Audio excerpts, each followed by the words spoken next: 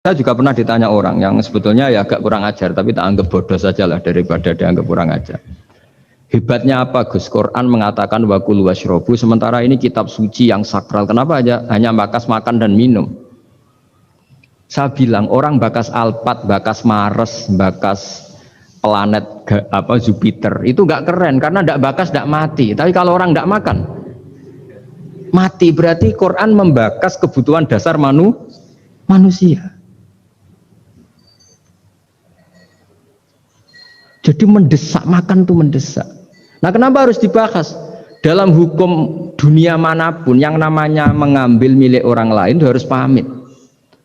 Semua alam ini milik Allah, sehingga kita boleh makan tuh nunggu izinnya Allah. Maka Allah dulu yang ngendikan kulu, kamu boleh makan, baru kita boleh makan. Makanya Islam menganjurkan kita makan baca bismillah, itu pamit yang punya. Kamu pernah beli oksigen, kamu pernah beli buah-buahan sama Allah, tidak pernah beli kan? Itu maling semua itu sebetulnya. Karena tidak pamit sama yang punya. Coba kalau itu milik orang lain, kita langsung makan disebut maling enggak? Sekarang kamu makan itu tanpa pamit Allah, kira-kira maling enggak? Kalau kita keras sebenarnya itu maling juga. Makanya kita dianjurkan baca bismillah. Untung Allah baik, enggak ngelaporkan ke polisi. Nah di sini pentingnya kata kulu wasrobu, makanlah dan minumlah. Artinya kalimat ini punya filosofi yang luar biasa.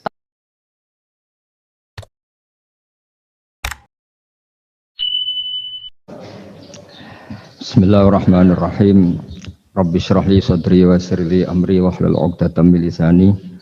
Allahumma shalli wa sallim ala habibika Mustafa Muhammadin wa ala alihi wa sahbihi asma'in. Nama ba'du. Yang kita hormati bersama Profesor Dr. Adi Wijaya selaku Rektor Telkom University. Di sini kita ditemani dan yang tentu kita hormati Habib Fikri Assegaf. Ada Bapak Kiki, ada beberapa teman tadi yang sudah disebutkan oleh moderator. Langsung saja sesuai tema bahwa kita akan menjadikan tauhid sebagai sumber inspirasi bangsa atau sumber kekokohan bangsa atau sumber ketahanan NKRI. Perlu dicatat bahwa di antara yang sering disabdakan oleh Rasulullah SAW adalah inna minal bayani la sikhron. Jadi penjelasan atau orasi atau argumentasi atau apa sajalah itu adalah bagian dari sihir. Sihir di sini maknanya itu sesuatu yang kayak hipnotis, tapi di sini dalam konteks positif.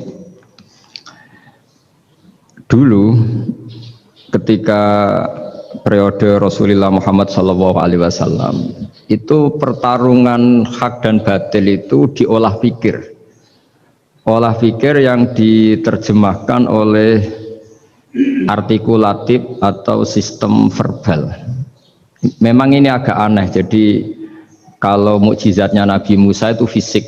Fisik itu misalnya melawan Fir'aun dengan kekuatan tongkat yang super dahsyat, sehingga Laut Merah dipukul sama tongkatnya Fir'aun, kemudian tongkatnya Nabi Musa kemudian bisa membelah jadi jalan, Fir'aun tenggelam. Begitu juga nabi-nabi yang lain ada kekuatan fisik yang bisa dilihat sebagai mukjizat. Tapi ketika Nabi Muhammad SAW jadi nabi, itu pertarungannya itu ke sistem rasional. Dan yang enggak rasional itu dijelaskan dengan satu penjelasan yang seakan-akan rasional. Ini yang agak jelimet. Sehingga ada wala talbisul haqqo bil batil. Jangan menyampur adukkan hak dengan batil. Saya beri beberapa contoh kejadian. Suatu saat itu ada orang kafir datang ke Rasulullah SAW. Kemudian bertanya, ya Muhammad, jika kambing itu mati betul, yang tidak disembelih, bangkel, itu yang mematikan siapa? Karena Nabi itu orangnya ummi itu lugu, ya yang mematikan Allah. Terus jawabannya si orang kafir tadi, agama kamu itu aneh. Yang dimatikan Allah langsung haram, tapi yang lewat tangan-tangan manusia yang berlumuran dosa halal katanya. Sehingga terus jadi logika yang kok iya ya gitu. Harusnya yang dimatikan Allah langsung kan orisinil gitu. Sehingga orang terus terbelalak seakan-akan ini hebat gitu. Dan resikonya Nabi Habib Fikri, resikonya itu nggak boleh fahisan mutafahisan. Corong Jawa Nabi ora oleh cangkem elek, itu resiko. Andai kan Nabi boleh cangkem elek enak, nak halal ya pangan kon. Kalau itu baik ya silahkan makan ya. Tapi masalahnya Nabi tidak boleh seperti itu. Andai kan tidak Nabi kan gampang ya sudah kalau halal ya silahkan makan. Masalahnya Nabi tidak boleh apa? Nggak boleh berbicara kasar, nggak boleh berbicara buruk. Terus ada lagi beberapa kejadian yang seperti itu, yaitu masyhur suatu saat Sayyidina Ali didatangi seorang kafir juga Yahudi. Ali, kakimu angkat satu, diangkat sama Sayyidina Ali. Angkat dua-duanya, ya udah bisa. Gitu kok temanmu, maksudnya Nabi Muhammad mengklaim bisa naik langit, gitu aja kamu udah bisa. Jadi selalu pakai olah kata. Yang ketiga misalnya Muhammad, kita ini punya urusan banyak, punya problem banyak, dan Tuhan itu dianggap penyelesai problem, halul muskilat, yang bisa menyelesaikan problem. Pertanyaannya, kalau problem kita banyak, Tuhannya satu tidak cukup Muhammad. Kalau problemnya banyak, ya Tuhannya harus banyak. Sehingga ketika Nabi membawa tauhid, protes mereka, komplain mereka, aja'alal alihata ilahau wahida inna hadza la syai'un ujab. Masa Tuhan satu, wong problemnya banyak, urusannya banyak. Kalau urusannya banyak, itu hanya harus banyak. Nah, karena olah pikiran seperti ini, sebetulnya bukan olah pikiran ini, hakikatnya olah kata, karena ini tidak mewakili hakikat. Ya, saya ulang lagi, sebetulnya ini bukan olah pikiran atau olah akal atau olah kecerdasan, tapi olah kata, karena semua yang diomongkan ini tidak mewakili apa? Hakikat. Tapi faktanya itu terjadi. Sehingga mukjizatnya Rasulullah SAW itu tidak boleh berupa fisik kayak tongkatnya Nabi Musa atau tabutnya Nabi Harun atau apalah yang sifatnya fisik. Karena ini tidak menjawab kecerdasan-kecerdasan yang terimplementasi oleh kata-kata yang dikatakan orang-orang kafir tadi, yang bisa memojokkan orang-orang kafir. Akhirnya Nabi diwarisi kecerdasan, dikasih kecerdasan oleh Allah Ta'ala, yaitu yang dikatakan fatona. Dan mereka memang suka, mempermalukan Nabi itu suka. Misalnya Nabi, karena sebagai Nabi, beliau tahu betul bahwa semua itu biadillah, di tangan Allah. Itu Nabi pernah ngendikan, la adwa wala tiarota, tidak ada penyakit menular. Lalu ada orang Yahudi atau orang siapa saja, orang bodoh lah yang jelas ini. Ada unta yang kena penyakit gudik, kalau orang Jawa bilang gudik apa? Kalau orang itu agak apa? Kudis ini. Yang kena kudis ini dijejerkan sama yang waras. Ternyata yang waras sekarang jadi kudisan. Senang mereka karena bisa mempermalukan Nabi. Ya Muhammad, ini unta kena kudis. Ternyata yang waras tertular oleh yang kena kudis. Padahal kata kamu tidak ada penyakit apa? Menular. Itu problem-problem jadi Nabi di era Rasulullah SAW. Sehingga Quran datang dengan kecerdasan yang untuk menjawab itu. Makanya Nabi tidak pakai mukjizat fisik, tapi mukjizat logika. Akhirnya Nabi diajarin Allah lewat Jibril, yang dikira mereka yakin kalau menang dalam debat. Tapi Nabi balik bertanya, faman a'dal awwala. Jadi terjemahnya, kalau ini kena kudis karena tertular yang ini, lalu ini tertular siapa? Yang pertama tadi, wah itu asli mat dari Allah ya, maksud saya itu. Jadi dia ingin contoh yang kedua yang tertular, dengan itu berarti ada penyakit apa? Menular. Tapi Nabi tanyanya faman a'dal awwala, lalu yang pertama kena kudis itu tertular siapa? Makanya kalau sekarang misalnya corona menular itu yang pertamanya dari siapa itu? Tidak tahu itu. Ya tidak perlu tahu, tidak bidang kamu. Jadi ini saya mau cerita. Jadi logika-logika yang dibangun orang kafir itu sebenarnya bukan logika, tapi olah kata. Dan orang kafir itu paling pintar. Karena mereka itu penyair. Penyair itu kalau sekarang modern mungkin mirip-mirip jurnalis atau mirip apalah. Bisa mengubah apa saja. Apa yang sebetulnya baik dikesankan buruk atau sebaliknya. Sehingga ini menyusahkan karena Nabi harus ngendikan hakikat, harus mengatakan sesuatu yang nyata dengan bahasa yang benar, sementara mereka mengatakan kebatilan dengan penjelasan yang baik. Ini ribet kan? Sehingga dalam banyak percekcokan ya, itu susah dicari jalan tengah karena sama-sama mirip, kebenaran ini sama-sama mirip.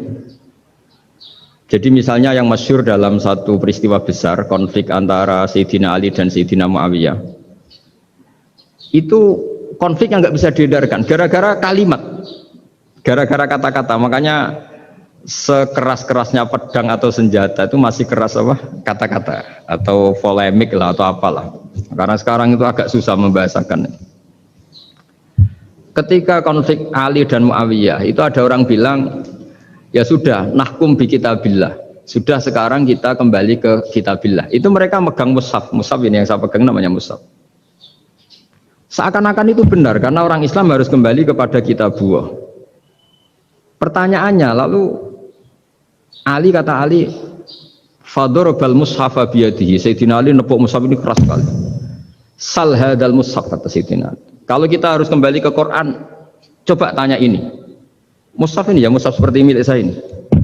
Akhirnya orang-orang Khawarij bilang, innama huwa warakun wa madadun, itu hanya kertas sama tulisan, bagaimana mungkin kita bertanya?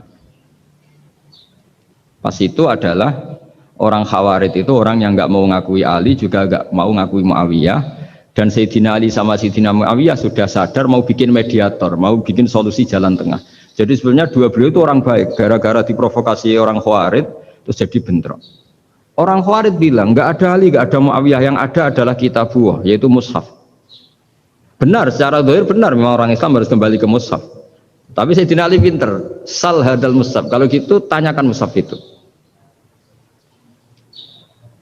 Ketika Sayyidina Ali dan Sayyidina Muawiyah sudah sepakat bikin perdamaian. Akhirnya singkat cerita, innama huwa rakun wa wadadun, kata orang-orang Khawarij itu hanya kertas dan pena. Kenapa bisa disuruh atau diminta jawaban? Terus kata Sayyidina Ali, enggak bisa toh kamu tanya mushaf, ya enggak bisa. Makanya tanya saya katanya. Akhirnya Sayyidina Ali memberi penjelasan, wa in khiftum shiqaqa bainihima fab'asu hakamam min ahli wa hakamam min ahliha. Jika dua mempelai suami istri itu ngalami konflik, di mana-mana orang konflik roh raine serasa seneng nek. Kita kalau sedang marah, semuanya lah kalau sedang marah sama istri itu roh raine serasa seneng. Jadi sing ganteng kira ketok gantengnya, ketok elek etok. Sehingga kalau ngomongi anaknya, dasar nakal kok bapaknya gitu. Bapaknya gitu, nanti dasar cerewet koyo ibuke. Makanya alhamdulillah banyak anak kita yang mewarisi nakalnya bapaknya dan nakalnya ibunya. Karena sabdonya mesti seperti itu. Jadi anak kita ini korban cara ngomong kita. Maka kita tidak wali itu harus syukur karena omongannya nggak mandi. Itu kalau kita wali, itu anak kita jadi orang buruk semua. Karena kita ngomong dasar goblok koyo ibuke. Dari ibuke dasar nakal koyo bapake. Berarti anak kita punya status goblok dan nakal. Tapi alhamdulillah yang ngomong itu tidak wali sehingga diabaikan saja sama Allah. Gak penting. Omongannya orang tidak wali itu tidak penting. Makanya tidak wali itu tetap punya sisi positif. Kalau ngomong tidak ngefek. Tapi kalau wali itu direspon sama Allah langsung ya. Tapi kalau wali ya tidak ngomong gitu. Tapi. Jadi kalau orang nggak suka itu nggak boleh ketemu. Karena tambah benci. Sehingga butuh mediator. Itu sudah. Ini termasuk ilmu psikologi Quran. Kalau orang sedang tidak cocok itu nggak boleh ketemu pakai apa? Mediator. Jika suami istri sedang konflik, itu sebaiknya, seharusnya atau sayugyanya itu kirim mediator. Fab'atsu hakamam min ahli wa hakamam min ahliha. Iyurida islaha yuwaffiqillahu bainahuma. Terus kata Sayyidina Ali, wa amru ummati Muhammad a'zamu min amri rajulin wa imra'atin.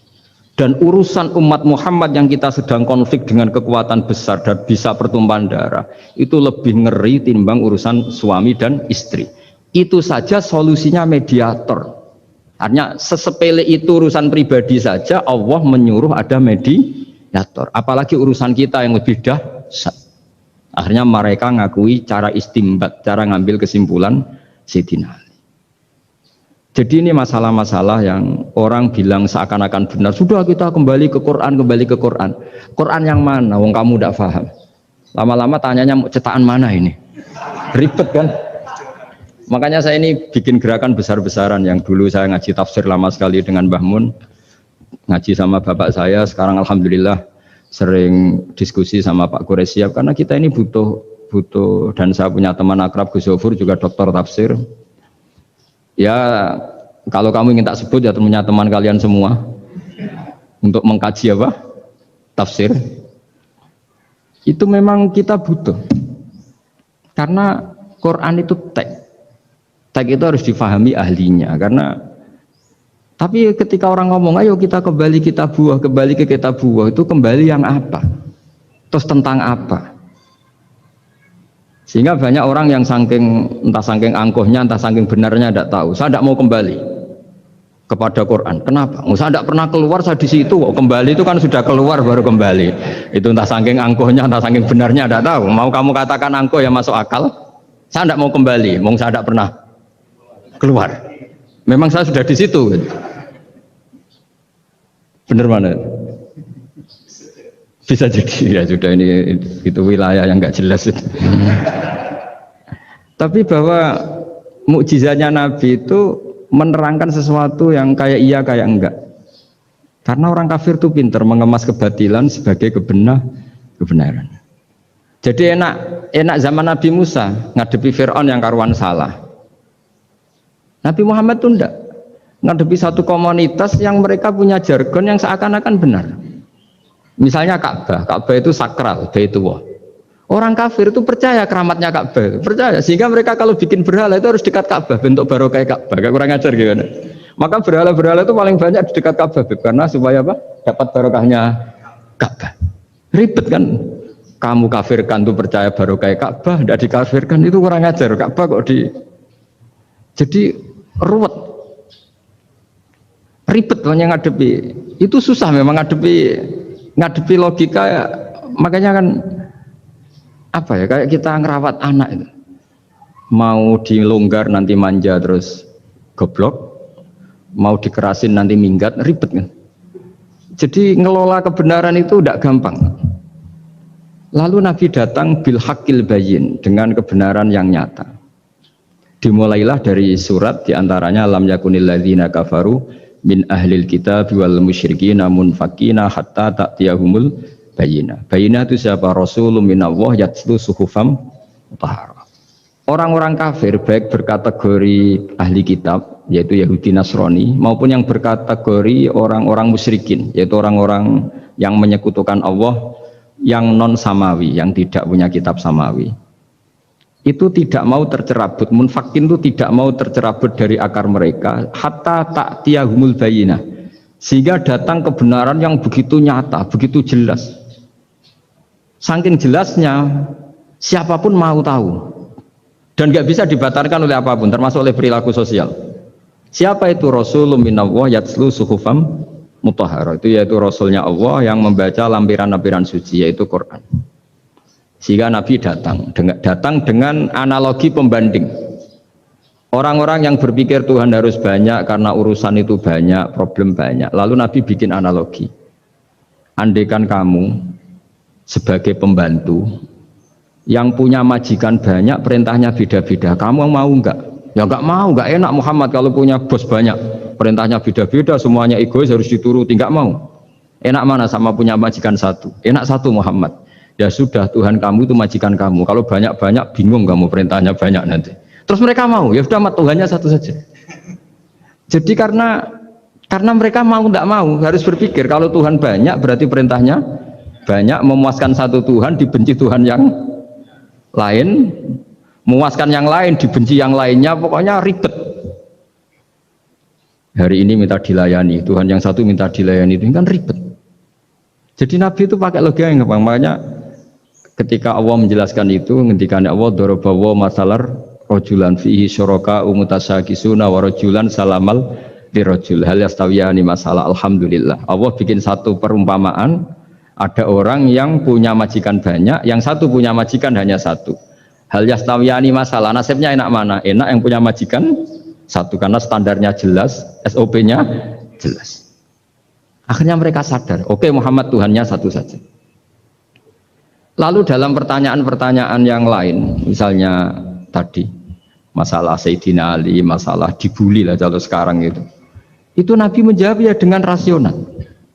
Karena mau tidak mau. Karena Nabi tidak dibolehkan pakai mukjizat zaman itu. Untuk awal-awal jadi Nabi itu nggak boleh pakai mukjizat. Karena mukjizat itu punya sisi yang sangat-sangat fatal, yaitu kalau Allah sudah menurunkan mukjizat, itu sekali nggak diimanin itu harus ada azab. Nabi ingin umatnya itu nggak kena azab. Makanya ketika Allah Ta'ala wa ma mana'ana an nursila bil ayati illa an kadzdzaba bihal awwalun. Cara terjemahan bebasnya gini, Muhammad, saya tidak ngasih mukjizat kamu kayak Nabi Musa, kayak nabi-nabi sebelum kamu yang berupa fisik. Itu problemnya satu, sekali saya menurunkan mukjizat, tren umumnya ini didustakan. Ketika didustakan, saya punya alasan menyiksa, wong sudah tak perlihatkan sebegitu jelas kok tetap didustakan. Maka sekali saya menurunkan mukjizat, kata Allah, wa ma nursilu bil ayati illa takhwifa. Saya memberikan satu ayat itu hanya warning, hanya peringatan bahwa ini akan ada bahaya azab. Sehingga karena pilihannya itu Nabi milih gak ada mukjizat yang seperti nabi-nabi sebelumnya, milih mukjizat yang ilmiah, yaitu Al-Quran yang kita warisi sampai sekarang, alhamdulillah. Karena kata ulama-ulama, nah ini pentingnya penjelasan, andaikan mukjizat kita itu hanya tongkat, maka hanya ada di museum. Kita lihat tongkatnya Nabi Musa, mungkin klaimnya ada di Turki. Mukjizat tabut kita lihat lagi di mana lah tempat di museum apa. Tapi kalau mukjizatnya Al-Quran, itu umatnya Nabi akan merasakan nikmatnya ila yaumil kiamah. Misalnya kita dalam bersuami istri, atau dalam berkeluarga, atau dalam bermasyarakat, itu Quran kalau nasihati kita gampang sekali. Misalnya wa ashiruhunna bil ma'ruf fa in karihtumuhunna fa asa an takrahu syai'a wa yaj'alallahu fi khairan katsira. Sudahlah kalau sama istri itu yang baik. Jika ada watak istri yang kamu nggak suka, dalam ketidaksukaan kamu itu ada kebaikan yang banyak. Kamu nggak suka karena kalau istri kamu sering marah, kamu nggak suka. Sukanya yang senyum. Tapi kalau senyum terus sama orang lain juga senyum, ribet kan kamu. Jadi sudah anggap saja ada hikmahnya. Semua itu ada hikmahnya. Kalau istri kamu marah tidak kelihatan marahnya, dipendam, itu enggak ekspresif. Cara akting sinetron enggak masuk itu. Tapi kalau marah kelihatan marahnya itu ekspresif, itu kecerdasan, itu Pak. Bisa menumpahkan keinginan. Wah itu bagus ini. Jadi disuruh lihat sisi apa? Positifnya. Imam Syafi'i itu pernah ketemu seseorang yang di depan beliau cium tangan hormat. Suatu saat dikasih tahu sama santrinya yang lain, orang yang mencium kamu wahai Imam Syafi'i itu di belakang ngerasani kamu, bully kamu. Kata Imam Syafi'i, baguslah. Kenapa? Berarti saya wibawa, di depan saya tidak berani. Jadi enteng. Beliau dikasih tahu, tetangga kamu banyak yang benci engkau ya Imam Syafi'i. Baguslah, tidak akan utang saya. Justru yang kenal-kenal itu yang utang-utang itu. Jadi enteng terus. Jadi dunia ini dianggap gampang saja. Coba kalau istri kamu sedang rukun sama sedang marah itu murah mana? Murah marah. Kalau rukun minta ke mall pusing. Jadi ulama dulu itu murah mana? Marah sama rukun.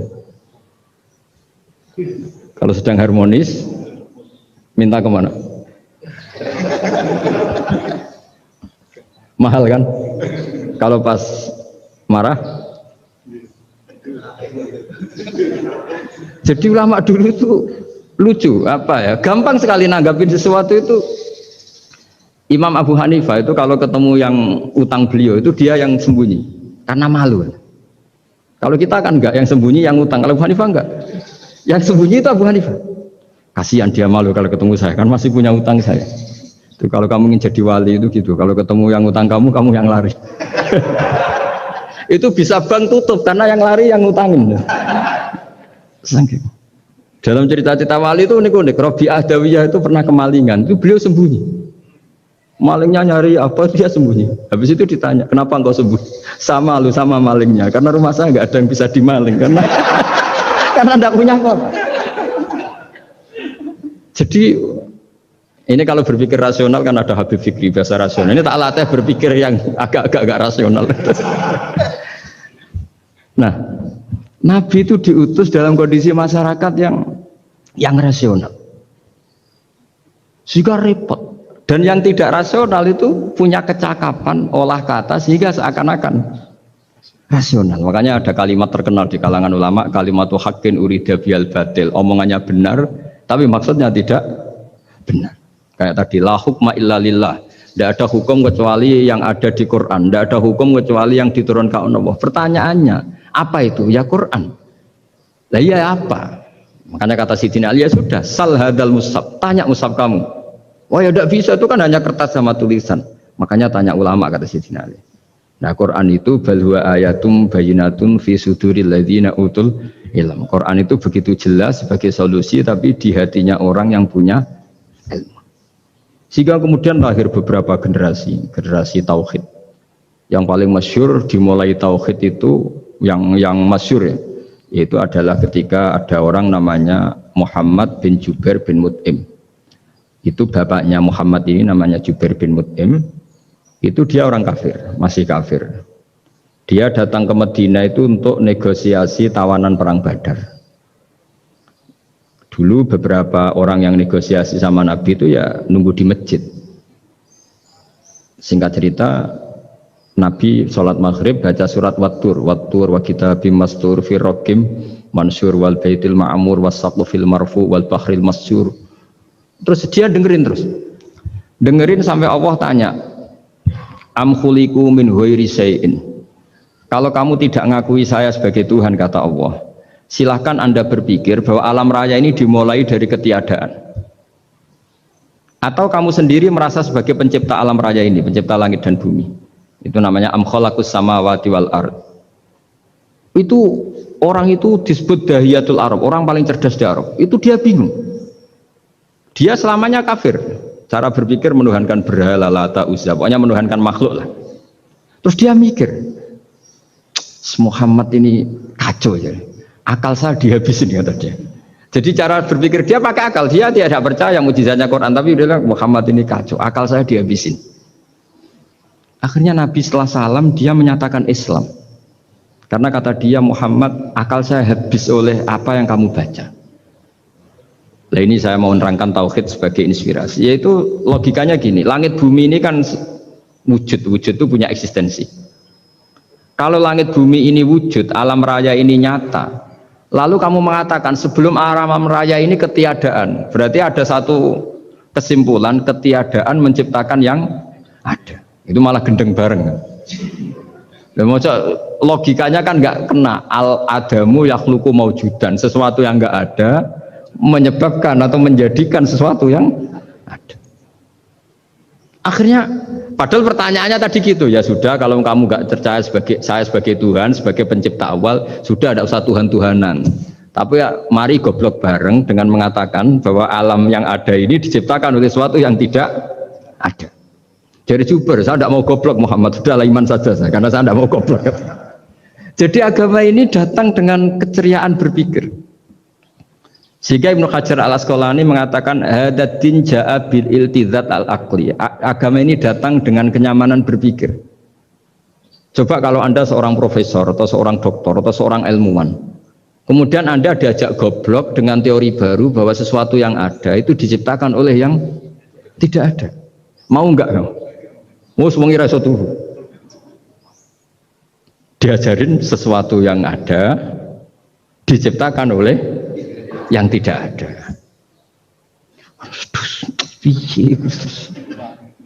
Gak keren lah. Gak boleh ya, sudah. Jadi tauhid itu. Nah, kemudian lahir ulama-ulama baru yang cara ngarang sama. Ini kitab yang dulu saya ngaji sama Syekhina Kiai Maimun Zubair Mbah Mun. Itu kemudian ulama-ulama baru, kata Yai Mbah Mun itu juga bapak saya sering pesen, orang itu harus tahu zaman. Menerangkan tauhid itu kalau ulama dulu itu dimulai dari kalimat yang mungkin yang ngaji saja bingung. Al-alam mutaghayyir wa kullu mutaghayyir hadis la budda mim muhdits.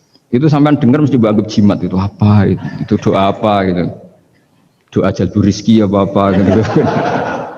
Padahal itu logika.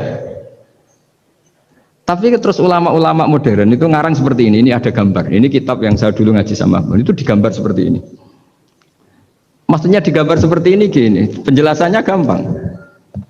Sampean kalau gambar seruat apapun, misalnya gambar gedung tingkat 5 atau gambar gunung atau gambar apa saja. Mbok seruat apapun gambar itu dimulai dari satu titik.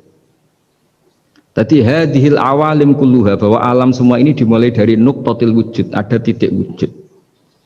Dan karena ini wujud penyebab harus bersifat awal, makanya Allah itu selain wujud harus bersifat al-awwal, kalau bahasa pondok al-qadim. Karena tidak mungkin yang menciptakan kemudian kalah dulu dengan yang diciptakan. Begitu juga Imam Al-Amudi. Imam Al-Amudi itu jadi wali itu karena dia ahli matematika. Sampai muridnya itu eskal, ini guru saya masuk surga enggak, kalau ngajar itu senangnya ngajar matematika. Beliau ahli usul fikih, ahli fikih, tapi senangnya ngajar matematika. Sampai muridnya sanksi, ini masuk surga enggak ya? Walhasil dalam cerita keramat beliau, sama ndak usah terus saya tidak percaya, kamu tidak wali, kok tidak percaya gimana? Ribet sekarang gitu, orang kalau nggak nekuni sesuatu terus nggak percaya, ribet. Itu beliau masuk surga itu dijamin dapat surga itu karena ngajar matematika. Tapi di hati beliau hanya satu, matematika adalah satu ilmu yang dimulai dari angka 1. 0, itu tetap dimulai dari 1, nggak bisa. Akhirnya beliau cerita, angka 2 atau 3 nisbatul wahid wal isnaini ila mi'ah wa ila ma la nihayatallah, semuanya sama, nisbatul far'i ilal asli, kata beliau. Mbok angka 2, 3, 1000 sampai 1 miliar itu perbandingannya dengan angka 1 apa hubungannya? Al far'i ma'al asli, yaitu angka 2, 3 adalah cabang dari angka 1. Jadi alam raya sebanyak apapun, ada galaksi, ada Mars, ada apa saja, tetap dimulai dari wujud yang 1, yaitu wujudnya Allah Subhanahu wa ta'ala. Jadi beliau menjadikan matematika sebagai alat perangkat untuk tahu tauhid, bahwa alam raya ini dimulai dari al-wujudul wahid, wujud yang 1. Makanya kul huwallahu ahad, Allahus somad, terus lam yalid wa lam yulad, dan seterusnya.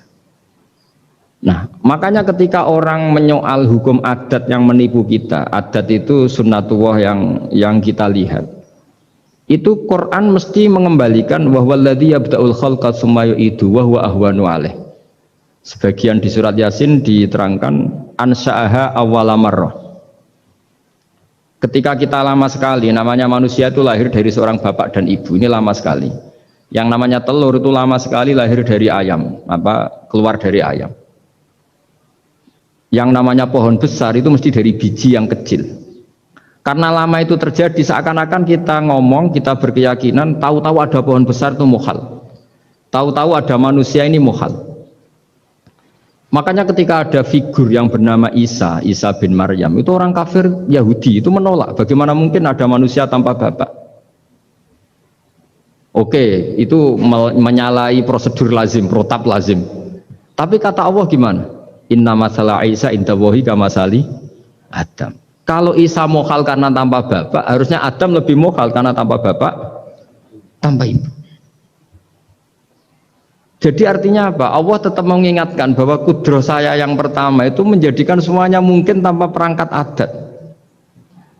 Maka kitab ini yang saya baca ini, milik Sayyid Husain Afandi ini, itu menjelaskan bahwa hukum adat itu menipu. Saya ulang lagi, hukum adat itu menipu. Ketika ayam mengeluarkan telur, telur kemudian menjadi ayam lagi. Terus kita berdebat, telur sama ayam dulu mana? Menurut Anda milih mana? Milih apa? Telur. Kalau ini, yang kubu sebelah ini.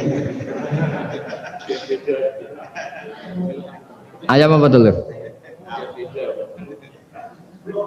Telur. Ayam. Ayam lahir dari. Nah, pertanyaannya begini kalau menurut tauhid. Ketika lazim kalau telur itu nanti suatu saat jadi ayam, terus ayam kemudian lazim mengeluarkan telur. Ketika Anda mengatakan mungkin kontribusi Anda terhadap kemungkinan itu apa? Kan sama, Anda tidak ikut menciptakan. Wong tidak ikut menciptakan kok menvonis mungkin dan tidak mungkin. Kamu itu hanya saksi. Makanya pertanyaannya Allah, loh, ketika itu kamu anggap mungkin, kontribusi Anda itu Apa? Kan hanya melihat. Kamu sendiri tetap tidak mampu bikin telur, Anda juga tidak mampu bikin ayam. Artinya meskipun telur jadi ayam, ayam jadi telur sampai kiamat, tetap ada kontribusi kudrohnya Allah Subhanahu wa Ta'ala. Bukan berarti berdiri sendiri. Wong kamu yang bilang mungkin ya nyatanya enggak berkontribusi. Sehingga kalau suatu saat Allah bikin telur dari batu atau ayam keluar dari batu, bagi Allah itu enggak masalah. Tapi bagi kamu masalah. Bagaimana mungkin hewan keluar dari batu? Ini logikanya gimana? Loh, memangnya ketika telur dari ayam itu logika kamu gimana coba? Kamu ikut bikin enggak? Nah ini di sini pentingnya mukjizat. Akhirnya Allah bikin mukjizat, ada satu onta besar keluar dari batu, yaitu mukjizat Nabi Kamu memasalahkan, ini gimana onta kok keluar dari batu? Lalu kalau Allah tanya kamu, gimana telur keluar dari ayam? Loh ini biasa Gusti mungkin, memangnya kamu bisa? Berarti bagi orang yang tauhid, yang wali, keluarnya ayam dari telur sama onta dari batu itu nisbatnya sama. Sama-sama semuanya di luar kontribusi kita. Kenapa yang satu kamu katakan mungkin, yang satu kamu katakan tidak mungkin? Toh kamu sama-sama tidak terlibat. Itu cara berpikir tauhid. Artinya apa? Orang-orang wali atau orang-orang alim meskipun melihat telur keluar dari ayam tiap hari tetap subhanallah, subhanallah, Allahu Akbar. Karena ini keajaiban. Tapi kamu kan enggak taunya ajaib itu yang aneh-aneh itu.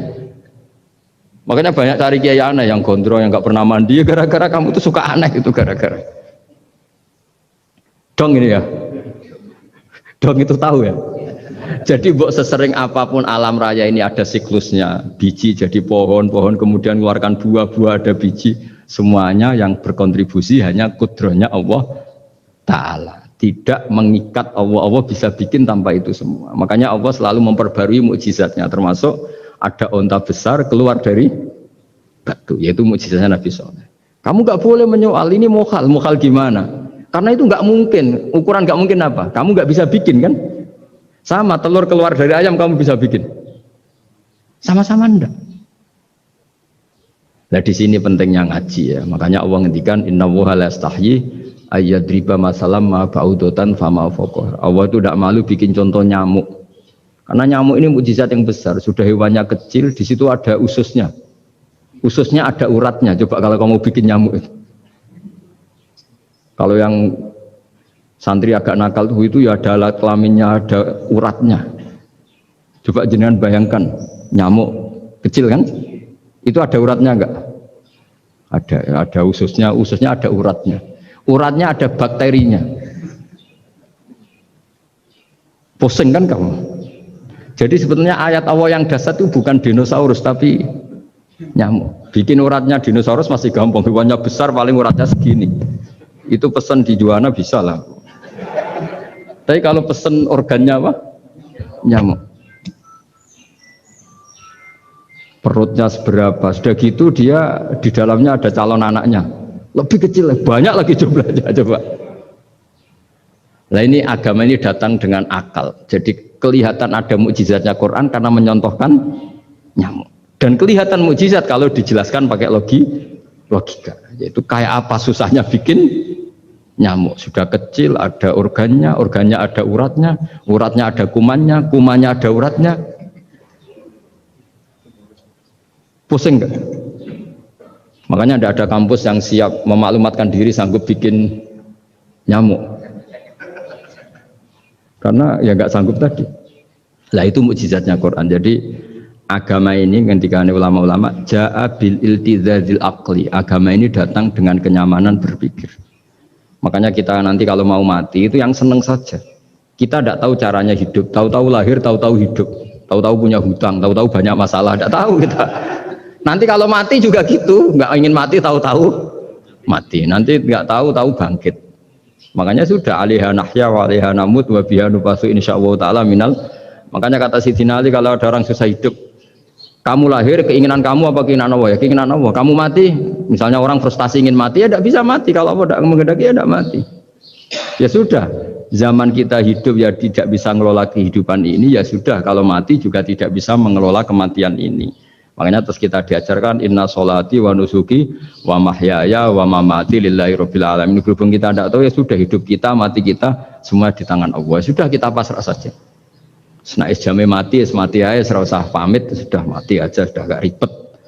Makanya wali-wali itu ya biasa ngelihat kematian itu, bukan karena yakin pasti masuk surga ya enggak.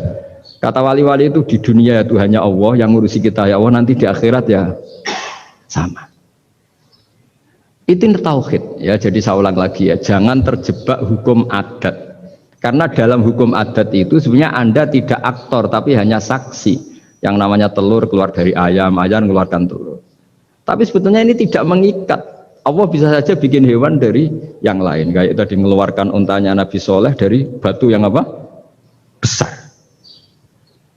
Ya wah, itu mokal, bagaimana mungkin? Nah memangnya ayam jadi telur, telur jadi ayam, Anda ikut berkontribusi kan enggak? Andai kan Anda menyaksikan kudrahnya Allah Ta'ala di semua kejadian, yaitu Allah bisa bikin nyamuk, nyamuk ada organnya, organnya ada uratnya. Dengan reputasi seperti ini, maka kita akan mensifati Allah, innahu ala kulli syai'in qadir, bahwa Allah bisa melakukan apa saja. Wa huwa ala kulli syai'in qadir, diulang-ulang. Sama Indonesia yang sekarang seperti ini, yang kata orang ada yang bilang terbelakang, ada yang bilang tertinggal dari Eropa. Mungkin dalam kudrat tua untuk bikin Indonesia lebih makmur dari sekarang, bisa mengalahkan negara-negara yang lain. Jadi kalau kamu ingin, tapi Indonesia banyak masalah gini-gini, bagi Allah mudah saja menyelesaikan masalah itu. Tetap inna dzalika 'ala Allahi yasir. Kita harus optimis bahwa semuanya bagi Allah mudah. Tapi cara berpikir ya tadi, dengan reputasi Allah bisa bikin nyamuk. Nah nyamuk sulitnya di mana ya tadi, sudah kecil, punya organ, organnya punya urat, uratnya punya bakteri, bakterinya punya organ, organnya bakteri, mungkin ada bakteri lagi. Pusing kan? Ya jangan, nggak usah dipikir kalau pusing. Ya jadi terus yang terakhir, saya mohon kalau baca Quran sebisa kita ada yang diangen-angen. Jadi Allah kalau mendorong kita mengakui eksistensinya Allah, Allah sering ngendikan yang mudah-mudah. Misalnya saya ini yang menciptakan kamu, saya yang menciptakan kamu. Falau la tusaddiqun, sudahlah, saya ini nahnu khalaqnakum. Saya ini pencipta kalian, Bu yao. Hubungan kamu itu dengan saya, urusan kamu terdekat itu dengan saya, kata Allah, bukan dengan yang lain. Karena saya yang menciptakan kamu, kata Allah. Tapi kita ini aneh, jadi manusia itu aneh. Dengan zat yang menciptakan kita tidak punya urusan, dengan yang tidak terkait dengan kita punya urusan. Itu kan aneh. Dan Allah kalau menerangkan itu gampang. Terus bagi manusia yang kumoluhur, yang angkuh, seakan-akan bisa menentukan segalanya. Falaula in kuntum ghaira madinin tarji'unaha in kuntum shadiqin. Kalau kamu orang hebat, Bu ya, ketika nyawa kamu mau keluar tuh kamu tahan supaya kamu nggak jadi mati. Nggak keren kan orang hebat kok mati katanya. Kamu sombongnya kayak gitu, seakan-akan bisa ngatur dunia, menaklukkan dunia, ternyata kamu mati. Harusnya nggak usah mati dong.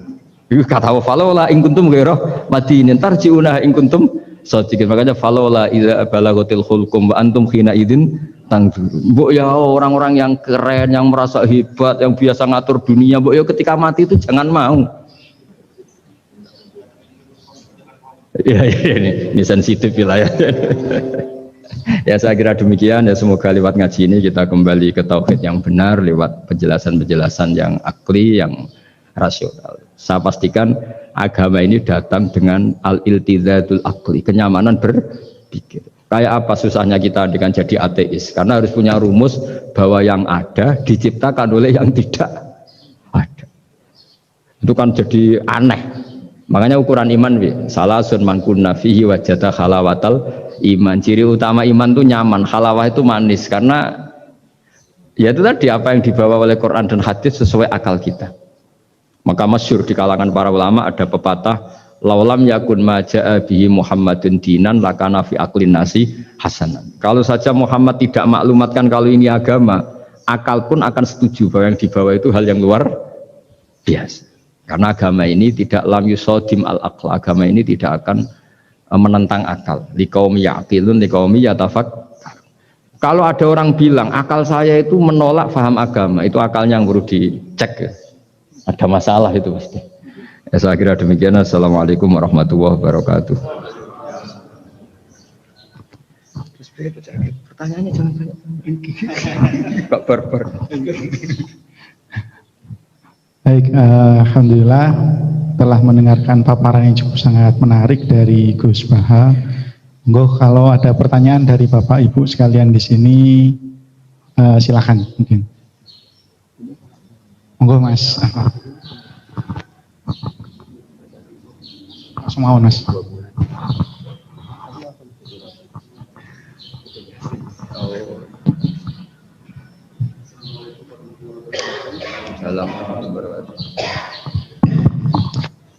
Gus badhe tanglet Sojourn. Sojourn. nggih. Gus, ilmu itu kan membingungkan. Semakin dipelajari kita semakin rasa fakir. Kesimpulannya langsung ilmu itu membingungkan. Iya.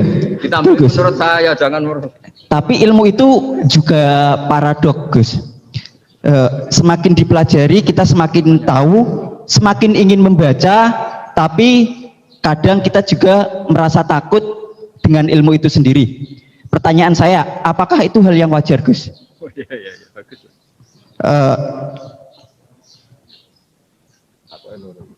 Terus, Gus, untuk saat ini ilmu itu banyak yang disalahgunakan.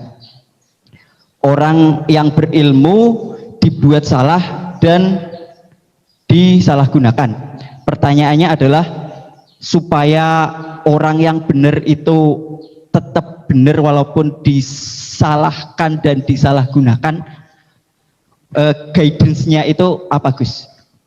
Karena semakin kesini banyak yang nggak berilmu ngaku berilmu, yang berilmu disalahkan dan disalahgunakan. Terima kasih. Wassalamualaikum warahmatullahi wabarakatuh.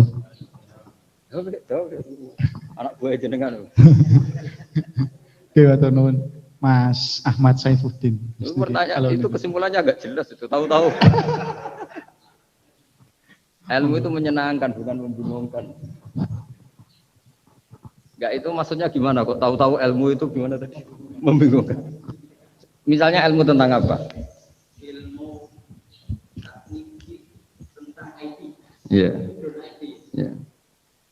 Semakin ngerti IT, semakin biasanya orang semakin ngerti IT itu semakin banyak disalahgunakan. Jadinya banyak orang yang justru berilmu itu takut untuk muncul ke permukaan, padahal itu justru ya dibutuhkan. Makanya ilmu itu membingungkan. Dia semakin dipelajari, kita semakin fakir, semakin merasa fakir ilmu, tapi kita juga semakin ingin tahu, semakin banyak membaca. Makanya menurut saya ilmu itu membingungkan. Semakin dibaca kita semakin bingung, tapi semakin pengen tambah ngerti. Dan semakin ngerti kita semakin fakir ilmu. Kan bingung kayak nih, Gus. Oh ya bagus lah kalau ada yang bingung bagus lah. Ya semoga bingungnya Anda tetap bingung. Jangan ngajak saya bingung. Gini ya, jadi kalau misalnya IT atau teknologi apapun, Islam datang itu kan ngatur ketentuan efek ya. Misalnya mudahnya komunikasi bagi orang yang soleh mungkin terus dipakai ngaji, dipakai kebaikan, dipakai menjaga NKRI. Bagi yang tidak baik, dipakai alat selingkuh, alat memecah belah bangsa, dipakai alat adu domba. Jadi Islam datang ya sudah ketentuannya, yang dipakai maslahat itu halal, yang dipakai madarat itu haram. Islam hanya ngajari itu, tapi bahwa penemunya yang menjadikan semuanya mudah. Dulu kita nelpon hanya dengar suara, sekarang pakai apa bisa tatap muka. Itu dianggap ilmu yang objektif, belum punya akibat. Nah nanti akibatnya tadi kalau nelpon yang apa itu, yang kelihatan wajahnya itu apa namanya istilahnya itu, video call. Kalau kamu sama guru kamu sama ibu kamu ya ibadah. Jadi kalau sama selingkuhan kamu ya dosa. Kan gitu. Islam hanya membahas itu. Tapi nanti ya kan memang hukumnya hanya itu kan. Kalau dipakai positif ya bagus, kalau dipakai negatif ya buruk. Nah, Islam tidak boleh terus disalahkan. Ini akibat teknologi maka orang mudah selingkuh. Sebelum ada teknologi yang selingkuh juga sudah banyak. Sekarang ngaji gampang karena ada apa telekonferensi gini-gini. Mulai dulu yang suka ngaji, yang ngaji gampang karena kadang kiai ya tetangganya. Nggak jauh-jauh juga banyak orang bener. Jadi ini kan urusan niat. Meskipun semuanya mudah, kalau nggak ada niat juga susah. Tapi saya kecewa dengan Anda karena mengatakan ilmu membingungkan. Ini saya. Tapi ya bagus lah. Orang jujur itu bagus. Hanya karena beliau bingung, yang aku bingung kan bagus. Jadi nilainya dijujur tadi. Tapi andaikan saya sebagai ilmu itu nggak terima diberi status membingungkan tadi itu. Tapi kalau kita yang ngaji tauhid, ngaji hikmahnya Allah. Semua yang diciptakan Allah itu ada hikmahnya. Misalnya Allah menciptakan manusia itu sebagai pemalas, itu bagus. Bagusnya begini, kalau di bab ibadah pemalas itu buruk. Tapi kalau andaikan Anda ditakdir punya kemampuan ahli nuklir, terus Anda tidak pemalas, setiap hari bikin nuklir yang paling dahsyat. Pertama hanya bisa menghancurkan Hiroshima dan Nagasaki, suatu saat bikin yang se-Asia, lama-lama bikin yang seluruh dunia. Lama-lama saking cerdasnya, pertama butuh bahan besar, lama-lama hanya kecil. Ribet kan? Barokahnya pemalas. Ngantor, baca koran, ngantor, ngerumpi, sehingga yang bagian nangani nuklir itu tidak pinter-pinter banget. Itu bahaya tuh kalau pinter banget itu, karena efeknya itu sama. Sekarang kan ada kacamata pinter beda. Itu kan ketemu orang bisa merekam kan, semua privat orang bisa, ribet kan. Nah agama itu ngatur yang halal ya biar halal. Misalnya begini ya, ada orang ke Mars atau ke bulan, kita katakan pinter dalam konteks menjelajah alam. Tapi kalau dibalik, rakyatnya miskin butuh makan, kemudian itu untuk biaya ke bulan, itu bodoh apa pinter? Membiarkan masyarakatnya lapar karena biayanya dipakai naik ke bulan, itu pinter apa bodoh? Tapi dari tidak tahu tentang bulan menjadi tahu, pinter apa bodoh? Pinter. Tapi kebutuhannya makan kok malah naik ke bulan, pinter apa bodoh? Ya saya juga bingung kayak Anda kalau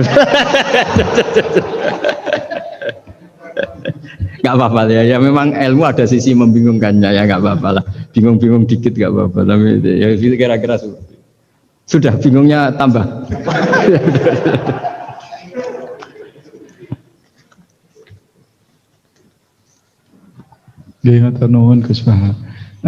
Berikutnya monggo Mas Afif nih, Afif Khairul Hidayat. Oh itu yang undang malah tanya.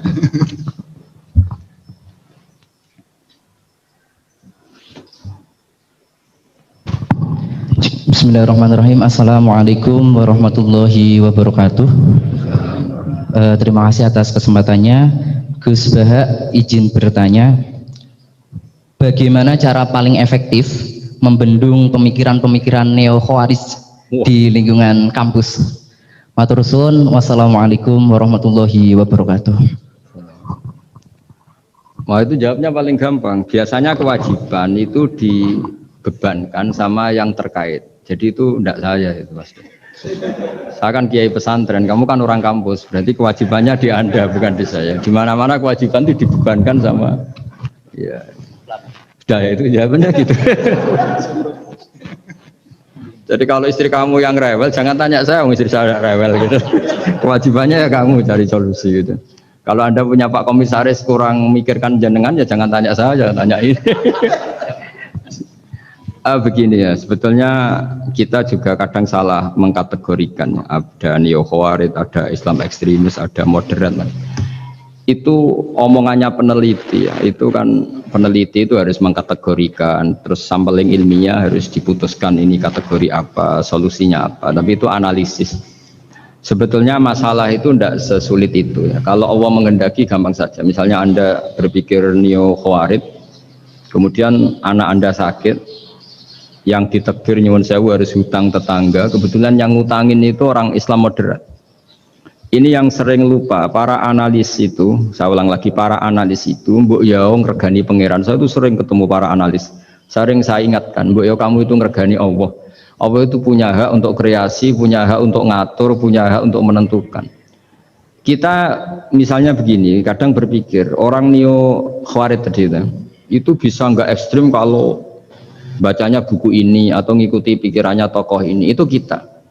Tapi kalau Allah itu enggak.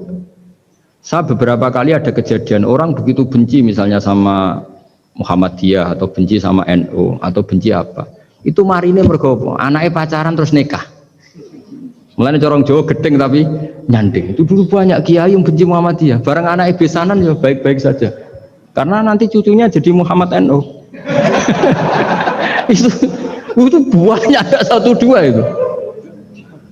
Sama nanti orang yang kuras gitu ternyata pas butuh bantuan yang nolong itu Islam moderat. Akhirnya kan karena Al-Insan Abdul Ihsan itu ya respect.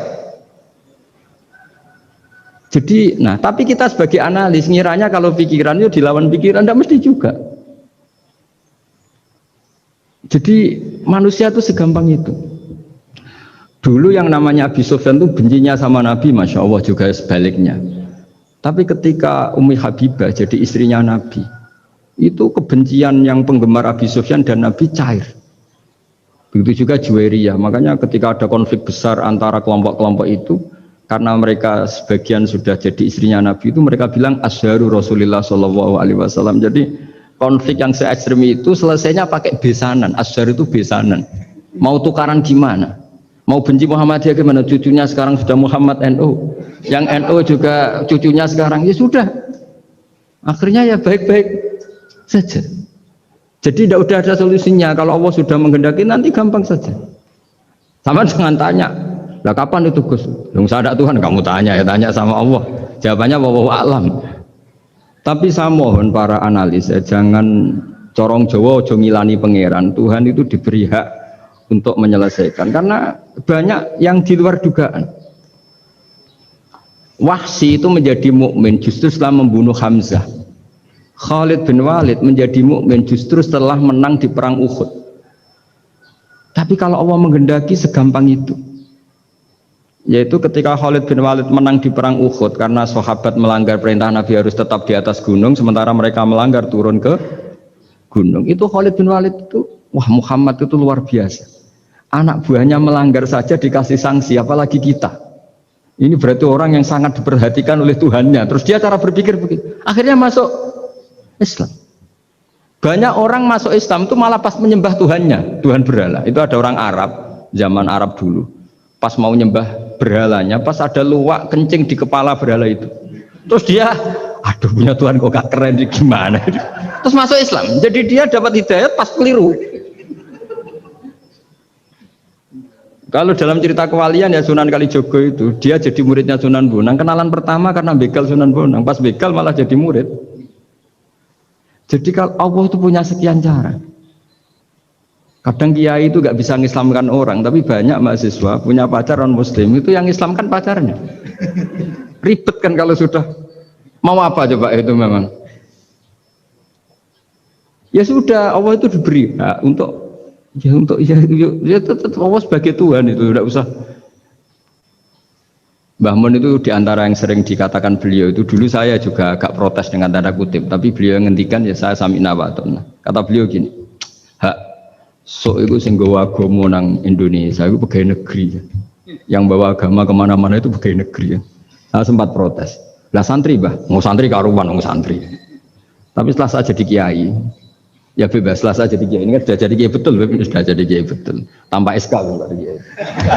Kalau komisaris pakai SK, kalau kiai itu nggak usah SK. Setelah saya jadi kiai itu sering ada tamu dokter, ada tamu tentara, ada tamu pegawai-pegawai negeri. Itu bilang, saya ini dokter, karena saya dokter. Kadang datang di pedalaman Papua, NTT itu kan atas nama dokter, yaitu di puskesmas desa-desa tertinggal. Karena mereka muslim berkebutuhan Islam, yaitu ada sholat, ada masjid, ada akhirnya dibikinkan. Dan orang ke sana, orang di sana yang mau apa coba? Wong itu negara. Coba kalau yang datang kita sebagai kiai, dianggap misionaris kan? Artinya begitu juga di Belanda misalnya, atau di New Zealand atau di Jerman. Saya punya banyak kawan yang turun di kedutaan.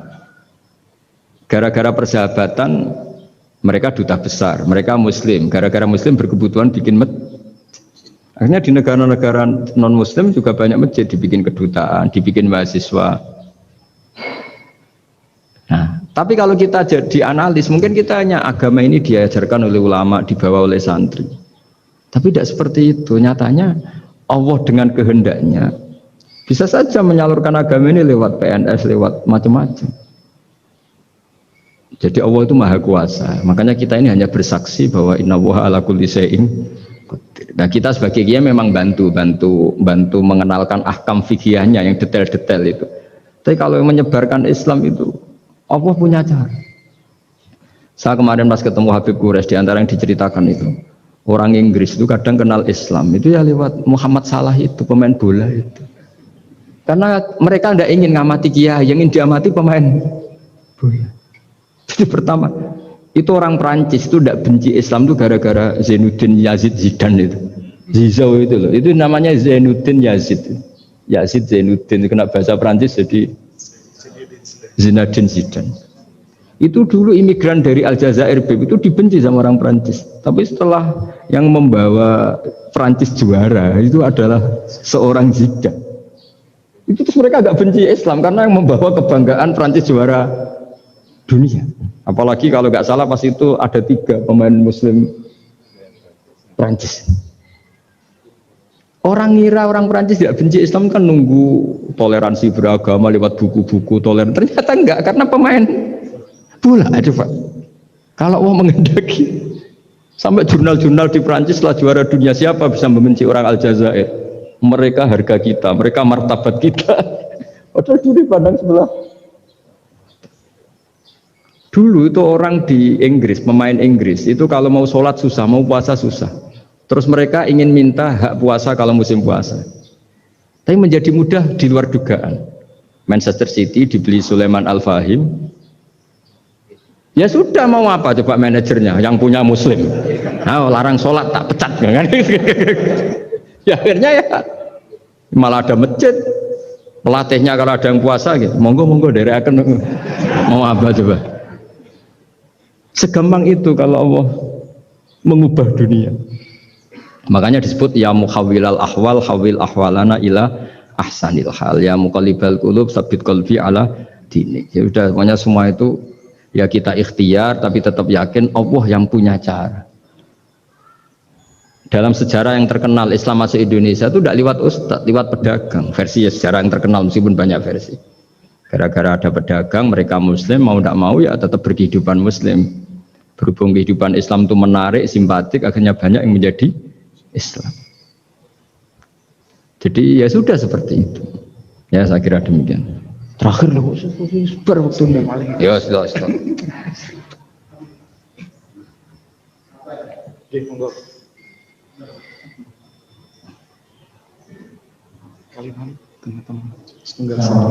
Ya.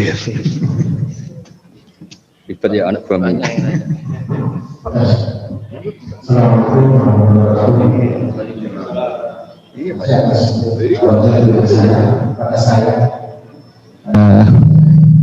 Gus Bah, saya mau tanya, tadi saya tertarik pada paparan tadi tentang masalah pengolahan emosi ya, kata saya sekitar itu ya. Jadi menghadapi orang misalkan pasangan atau istri atau teman yang apa namanya itu jengkel atau nyengit atau enggak sejalan dengan pikiran kita kok bisa enjoy, bisa bahagia, itu gimana Ustadz ceritanya? Kok itu apakah juga ada solusi lain, misalkan kita itu ada pelarian lain dalam arti yang positif ya, misalkan misalkan istri atau pasangan kita atau nyengit kita ke hobi ke apa, misalkan kita pelariannya agar kita tidak marah-marah, itu gimana Ustadz? Tadi saya sepintas itu memperhatikan masalah itu karena itu penting dalam rangka ini mengelola inilah biar kita itu bisa enjoy, karena kalau kita itu ada selalu keras dengan orang atau istri atau teman kan kita tidak bahagia, kudu ngamuk-ngamuk. Nah itu gimana tadi? Makasih Gus, mohon diulang itu. Ya. Assalamualaikum warahmatullahi wabarakatuh. Kamu didatangkan untuk ngulangi itu. Kalau enggak dipecat jadi moderator. Baik, tadi pertanyaannya pun niki bagaimana mengolah emosi niki Gus? Iya. Ketemu kali niki. pasangan apa teman nggih Gus sing nyengiti apa ngeten-ngeten Gus. Namanya siapa? Nun sewu Pak, naminipun sinten Pak? Saya Pak Haryanto, pensiunan Telkom Juwono. Tadi diajak sama Pak Zainal. Terima kasih Pak. Mohon bu. Bismillahirrahmanirrahim. Jawabannya tuh gampang sekali ya. Meskipun tidak semua orang ngalamin seperti itu ya. Saya juga agak pati ngalamin. Tapi begini ya. Saya punya resep dan ini pasti benar ya, karena dari ulama musalsal itu ada silsilahnya sampai Rasulullah SAW. Jadi saya bilang pasti benar karena tidak dalam konteks pendapat saya, tapi ini ajaran Rasulullah SAW. Ini kan temanya tauhid ya, tauhid sebagai inspirasi. Seorang mukmin itu kan harusnya berpikir satu, ridhonya Allah, keputusan Allah. Misalnya Allah merintahkan kita baik sama tetangga. Saya berkali-kali cerita setiap pengajian, ada seorang ulama, itu punya tetangga itu anak muda itu sombongnya bukan main. Manggil ulama itu, ya Ahmad datang ke saya. Datang, setelah sampai rumahnya bilang, ya Ahmad lah hajata libik, saya tidak butuh kamu, silahkan kembali ke rumah kamu. Itu Imam Ahmad santai aja, tetap senang. Setelah sampai rumah dipanggil lagi, ya Ahmad silahkan ke rumah saya. Datang lagi dengan senyum, sampai 3 kali. Ketika beliau ditanya sama pemuda tadi, kenapa Anda ada jengkel? Padahal perilaku saya jengkelin. Terus si imam tadi bilang, wahai anak muda, saya ini senang sekali melaksanakan perintah Allah. Allah bilang kalau sama tetangga yang baik. Karena kamu ngundang saya senang karena nuruti perintah Allah. Kamu nyuruh saya kembali, saya senang karena memang disuruh nuruti perintahnya tonggo. Nyenang kalau tonggo, menyenangkan tetangga. Jadi saya tidak ada hubungannya dengan kamu. Kalau kamu misalnya ada teman yang jengkelin, misalnya namanya Zaid. Zaid itu manusia, makhluk. Kalau kamu ikut jengkel berarti Anda terdikte, terprovokasi oleh orang yang bernama Zaid yang statusnya hanya makhluk. Sementara Allah ngajari kita, wa ahsin man asa'a ilaika, berbuat baiklah sama orang berbuat buruk sama kamu. Berarti kalau kamu tetap baik, hubungan kamu dengan Allah. Kalau buruk berarti kamu didikte oleh Zaid. Bayangkan kalau Zaid ini orang yang nggak tamat SD, Anda seorang profesor, berarti anak SD bisa merovokasi profesor. Itu yang bodoh yang mana coba? Jadi ulama itu melatih. Jadi selain tadi, makanya Nabi itu punya ajaran yang memang berat ya. Kalau orang tidak bakat wali jelas berat. Di antara ajarannya itu silmang koto aka, sambunah orang yang memutus hubungan dengan kamu. Wa ahsin man asa'a ilaika, berbuat baiklah sama yang berbuat buruk sama kamu. Itu memang berat. Makanya kamu tanyakan betul itu. Tapi bisa dilatih, yaitu ketika kita berbuat baik atas nama Allah Subhanahu wa ta'ala. Sehingga melihat yang gini-gini itu ringan.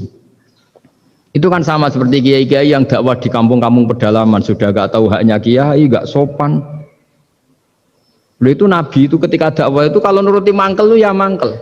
Nabi misalnya memberi satu janji, siapa yang datang ke saya akan saya kasih sesuatu yang menggembirakan. Itu orang-orang sebagian Bani Tamim bilang, ya Muhammad, sesuatu yang menggembirakan ya uang. Padahal Nabi mau menerangkan fadilahnya amal ini begini-begini, tapi pikiran orang-orang itu yang menggembirakan itu ya uang. Kalau kamu kasih uang ya kita gembira, kalau enggak ya enggak. Jadi tapi ya tadi ya, selain dilatih dengan langsung iman, dilatih punya seni kayak Imam Syafi'i tadi. Orang itu gimana? Di depan jenengan sopan, tapi di belakang ngerasani, baguslah saya wibawa berarti. Jadi dianggap enteng saja. Saya pernah baca juga, ada orang ketika kaya temannya banyak, ketika miskin temannya yang dulu banyak, sekarang nggak ada yang jenguk dia. Terus lapor ke seorang Habib, ini gimana Habib? Ketika saya kaya teman saya banyak, ketika saya miskin dibiarkan sendiri, sekarang saya buruh di orang. Ya bagus gitu. Kalau teman kamu tetap main ke kamu dalam keadaan kamu buruhnya orang, mangkuli boto, mangkuli apa, malah kamu malu jadi tontonan. Mendingan mereka gak datang. Oh ya bagus, alhamdulillah. Jadi coba kalau kamu sudah miskin, teman-teman kamu tetap datang. Pas kamu buruh orang pasti bentak, malu nggak? Milih didolani apa milih enggak? Milih enggak. Dulu pikirannya orang kan. Jadi ulama dulu itu ngelola. Ya saya kira demikian. Ya dilatih. Terakhir ini, kamu sudah korupsi satu ini sudah. Katanya terakhir ini. Oke, niki sampun kata Gus, pertanyaan pun. Iya, nggak selesai ya. Sampun kata niki. Digabungkan ya Gus. Ya enggak bisa kalau satu ya satu kurang ya. Tambah. Niki pertanyaan paling dasar mungkin Gus. Pertanyaan pertama, perbedaan antara akidah sama tauhid Gus. Apa perbedaan antara akidah sama tauhid? Yang berikutnya. Oh, ada. Sudah ini. Pintar nyelip-nyelipin politikus. Enggak Saya Gus. Betul apa? Sudah selesai maksudnya. Satu setunggal malih Gus. Gimana? Soalnya kata nih. Satu B kan ya disuruh. Diistilahkan satu B. Satu B. Jadi satu A dan satu B. Niki kata enten 20 pertanyaan niki Gus teng Zoom niki Gus. Ya udah pilih mawon nggih. Satu aja. Perbedaan akidah kali tauhid. Yang kedua, bagaimana Al-Qur'an menjadi inspirasi dalam kehidupan. Berkesempatan di mondok pesantren sementara ada di antara kita yang belum merasakan mondok di pesantren, belajar ilmu Al-Qur'an, maka ada beberapa yang mengikuti orang yang berani menafsiri tapi keblinger. Jadi tafsir ayam kambing adalah ulama, atau ada yang khawatir menafsiri sendiri jadi salah. Mohon pencerahan dari Gus Bahar. Bismillahirrahmanirrahim. Alhamdulillah ini terakhir, semangat sekali saya sudah. Begini ya, jadi kalau biasanya ini sering dipakai Pak Kures ya, sesuatu itu pakai madatul kalimat atau kosakata. Jadi kalau akoda itu dari ain kofdal maknanya mengikat, sehingga kalau kita transaksi disebut apa? Akad. Jadi sesuatu yang mengikat disebut akad. Kata turunannya bisa akidah, sesuatu yang sudah komitmen itu disebut akad atau akidah. Kita berkomitmen iman bahwa Allah satu. Nah satu itu bahasa Arabnya wahid. Terus dari kata wahada wahidu tauhidan, mengesahkan Allah itu disebut apa? Tauhid. Nah, tauhid itu dimulai la syarikalah, bahwa tidak ada kekuatan di luar Allah yang sekuat Allah, disebut tauhid. Jadi akidah dan tauhid itu sama, akidah ya tauhid, tauhid juga akidah. Jadi itu sama. Makanya yang dikatakan Islam itu apa? Yang dikatakan Islam itu adalah al-i'tiqad atau al-aqidah bil janan, akidah tertanam di hati, wa nutqu bil lisan, kemudian akidah itu kita lafadzkan, kita ucapkan, wal amal bil arkan, dan implementasi fisik kita juga seperti itu. Makanya yang dikatakan iman, dikatakan ihsan adalah tadi apa? Akidahnya itu ada bil janan di hati, diucapkan bil lisan, kemudian dipraktekkan bil arkan, yaitu anggota fisik, anggota tubuh kita. Sehingga sujud itu dianggap ibadah paling lengkap, karena fisik kita ya tunduk sama Allah dengan kepala di bawah. Kalimatnya juga kalimat tunduk, subhana rabbiyal a'la wa bihamdi. Jadi makanya dilafatkan. Nah, dilafatkan itu penting supaya kuat. Makanya kita ini menyesali betul ketika ada perdebatan niat itu dilafatkan apa enggak. Itu enggak penting sebetulnya. Semua kita yang NU atau yang ahli sunnah atau siapa saja mengatakan melafatkan niat itu sunat, jadi tidak mengatakan wajib. Tapi yang menentang dilafatkan juga kebablasan. Nah, melafatkan saja kok enggak boleh. Makanya dulu itu ada guyonan ketika penguasanya itu niat duhur gimana? Dijawab usolli fardhu dhuhri, salah, niat ada di hati. Barang yang satu kuasa, niat duhur gimana? Ditulis niat ada di hati, enggak, yang benar usolli fardhu dhuhri. Ya ribet kalau gitu. Jadi akidah dari kata akoda, akoda itu mengikat, sehingga disebut akdun nikah, berarti ikatan nikah. Akdul ba' berarti hukum jual beli yang sudah jadi. Ya. Akidah itu kata turunan dari itu, sehingga maknanya apa? Komitmen kita terhadap agama ini, komitmen kita terhadap Islam. Apa komitmen yang paling dasar dalam Islam? Tauhid, mengesahkan Allah bahwa tidak ada Tuhan selain Allah. Nah, terus tadi yang menyangkut tafsir ya, kita tidak semua kita pernah mondok. Jawabannya sudah tahu lah kalau tidak semua kita itu pernah mondok. Tapi begini ya, pesantren itu dulu Itu tidak harus seperti ini yang di pondok saya atau di pondok-pondok yang lain. Pesantren itu adalah sistem pengajaran di mana setelah diajarkan itu dirasakan, diamalkan, dijiwai. Sehingga dulu malah nggak ada pesantren yang kayak kita ini. Ulama-ulama dulu ya di rumah ngaji, tapi serius. Sehingga dulu itu memang yang dimulai ini yang adat kampus sebagian itu agak nggak cocok itu menghafal. Kalau kampus itu kadang kuat analisisnya, kalau di pondok itu memang disuruh menghafal. Kenapa menghafal itu menjadi penting? Karena pengembangan itu setelah hafal. Tapi kalau tidak hafal, maka sebenarnya kita tidak pernah mengembangkan agama, mengembangkan pikiran kita sendiri. Sehingga kita ini butuh hafal, meskipun setelah itu ada analisis. Saya beri contoh misalnya gini, mulai kecil sampai tua kita ketemu orang yang sangat materialistik. Makan enak itu apa? Sate. Makan enak itu bakso. Makan enak itu pizza. Selalu kita dibentuk fisik. Tapi kalau kita ngaji sama ulama, makan enak itu apa? Ya saat kamu lapar. Maka ulama dulu mengatakan makanan enak itu apa? Idamuhu alju. Lauknya adalah lapar. Kalau kamu lapar, semua makanan enak. Ini kearifan. Dulu ada ulama yang datang melihat istrinya makan satu piring habis. Hanya satu piring, ditanya, kenapa tidak tanduk, sudah kenyang? Alhamdulillah, berarti saya tidak butuh korupsi. Ternyata istri saya hanya makan satu piring kenyang. Kalau makannya 1 ton, baru saya butuh korupsi karena tidak cukup. Begitu juga melihat ngopi. Setiap orang cowok, kalau ngopi itu senang sekali. Bahwa ternyata untuk senang itu tidak harus selingkuh, tidak harus maksiat, tidak harus ke klub atau tempat-tempat yang salah. Jadi ulama dulu itu cara kearifannya itu dijaga oleh hal-hal yang sepele. Ternyata saya ngopi itu bisa senang, ya berarti senang itu tidak harus maksiat. Gendong anak senangnya bukan main, melihat anaknya sehat tidur senang. Sehingga ulama dulu mengatakan al-istidzat bil mubahat min qutbiddin, menikmati hal yang dibolehkan Allah itu qutbuddin, pokok dari agama ini. Nah, kenapa orang butuh maksiat? Karena nggak bisa nikmati hal-hal seperti ini. Makanya beragama itu harus nyaman. Dengan nyaman ini diharapkan orang tidak butuh nyaman lewat jalur yang tidak benar. Orang ketemu cucunya senang, ketemu anak senang, ngopi senang. Hal-hal yang taat ya. Apalagi Rasulullah SAW dengan sholat tuh senangnya bukan main. Sampai beliau ngintikan wa qurratu aini fis sholat. Logikanya gampang. Kalau kita jagongan ya ngerumpi sama yang kita cintai senang, apalagi ngerumpi sama Allah Subhanahu wa Ta'ala. Kalau boleh dibahasakan, karena sholat itu artinya kamu muamalah, munajat, jagungan, asik-asikan sama Allah Ta'ala. Rabbana lakal hamdu, engkau mempunyai segala puji yang di langit maupun di bumi, yang memenuhi langit dan bumi.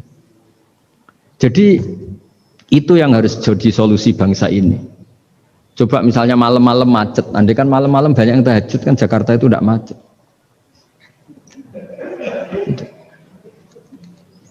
Jadi ulama itu ingin menjadikan taat itu solusi. Makanya kul bi fadlillah bi rahmati fa bidzalika falyafrahu. Orang yang sedang tahajud itu, setiap ulama dulu yang tahajud itu sampai bilang gini, ainal muluk fi hadil ladzah. Enaknya apa jadi raja? Enak ya kita. Sayyidina Ali itu derajatnya tinggi. Di antaranya disebabkan beliau kalau wiridan gini, saya hafal wiridannya. Kafani izzan an takuna li robban wa kafani fakhron an akuna laka abdan. Gusti, saya ini punya nikmat yang luar biasa karena menjadi Tuhan untuk engkau, zat yang abadi, yang kekal, yang pertama. Coba kalau saya jadi hambanya Fir'aun, Tuhan mati tenggelam lagi, kan nggak ada kerennya. Udah gitu sekarang jadi tontonan lagi. Coba andai kan kamu punya Tuhan Fir'aun, kayak apa tersiknya? Sudah Tuhan mati jadi tontonan. Sudahlah Gusti, keren saya ini karena punya Tuhan engkau, zat yang abadi, yang lahul asmaul husna. Wa kafani fakhron an akuna laka abdan, dan saya keren sekali karena menjadi budak engkau, menjadi hamba engkau. Coba kalau saya jadi hamba sesama manusia, kerennya apa? Podo menusane, podo lemah, podo mati ini harus saling memperbudak. Kerennya apa? Coba. Jadi orang dulu itu kalau sudah munajat, makanya Nabi ngendikan wa qurratu aini fis sholat. Kalau sudah sholat tuh nyamannya bukan.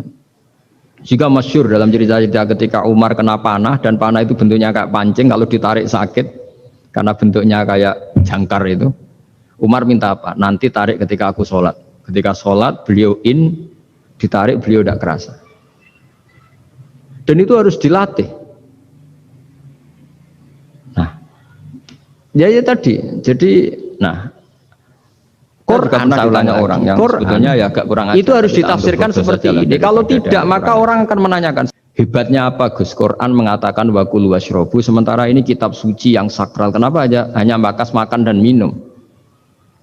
Saya bilang orang bakas Alphard, bakas Mars, bakas planet Jupiter itu nggak keren karena nggak bakas nggak mati. Tapi kalau orang nggak makan mati, berarti Quran membakas kebutuhan dasar manusia.